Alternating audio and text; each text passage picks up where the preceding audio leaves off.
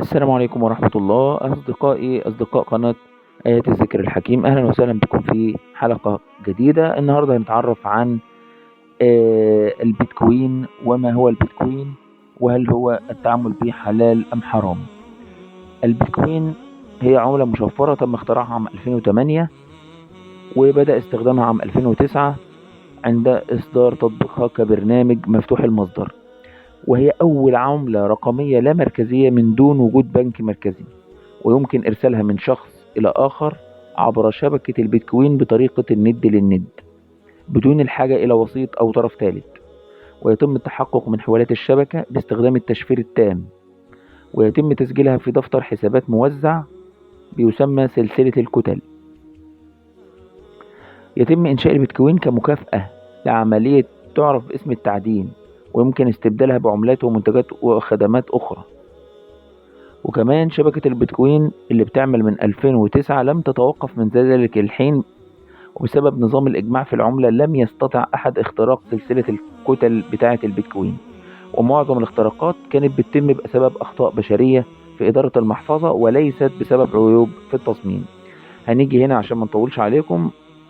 رأي المفتي المصري في التعامل بالبيتكوين حلال أم حرام. أكد الدكتور شوقي علام مفتي مصر أنه لا يجوز شرعا تداول عملة البيتكوين والتعامل من خلالها بالبيع والشراء والإجارة وغيرها، بل يمنع من الاشتراك فيها. وقال أكد مفتي مصر أنه استعان بعدد من الخبراء وأهل الاختصاص وعلماء الاقتصاد في عدة اجتماعات من أجل التوصل إلى حقيقة هذه المسألة ومدى تأثيرها على الاقتصاد المصري، لافتا إلى أن أهم نتائج النقاش تلخصت في النقاط التالية: أن عملة البيتكوين تحتاج لدراسة عميقة نظرا لتشعبها وفنياتها الدقيقة، وأن من أهم سمات سوق الصرف اللي تميزها عن غيرها أنها أكثر هذه الأسواق مخاطرة على الإطلاق. وقال أن التقلبات والتذبذبات غير المتوقعة في أسعار العملات دي تجعل هناك سمة لها قرينة السمة السابقة، فعلى الرغم من كون هذا السوق هي أكبر الأسواق المالية مخاطرة، فهي أيضا أعلاها من معدلات الربح، مما يكون فيها شبهة مقامرة.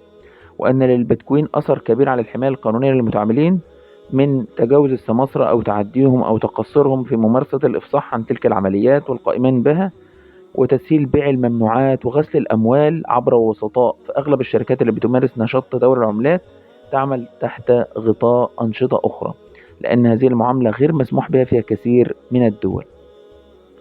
وكمان قال إن العمليات ديت تؤدي بشكل مباشر إلى الخراب المالي على مستوى الأفراد والجماعات والمؤسسات من إفساد العملات المتداولة والمقبولة وهبوط أسعارها في السوق المحلية والدولية وانخفاض القيمة الشرائية للعملات، بما يؤثر سلبا على حركة الإنتاج والتشغيل والاستيراد والتصدير.